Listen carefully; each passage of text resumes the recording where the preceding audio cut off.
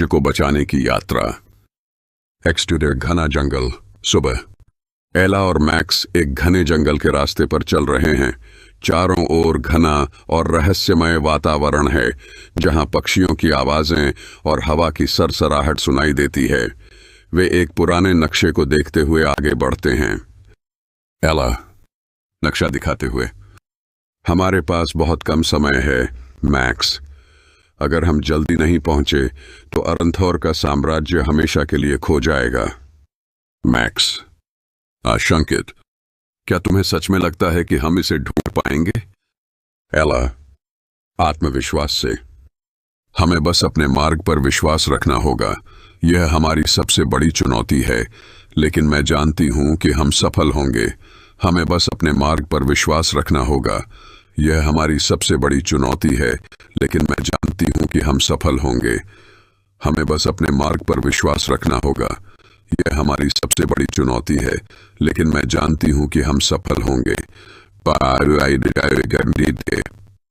वे एक दूसरे को उत्साहित करते हुए आगे बढ़ते हैं।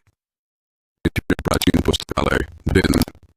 एला और मैक्स एक विशाल पुस्तकालय में प्रवेश करते हैं। पुस्तकालय में हजारों पुरानी किताबें और स्क्रॉल्स बिखरे पड़े हैं। कक्ष के बीचों बीच एक प्राचीन और विशाल संरक्षक खड़ा है, जो एक महान ज्ञान की प्रतीक है। संरक्षक अचानक अपनी आंखें खोलता है और उसकी गहरी आवाज गूंजती है।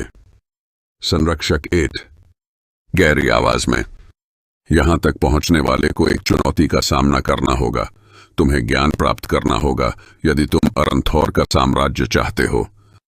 मैक्स हैरान, यह क्या है? हमें क्या करना होगा?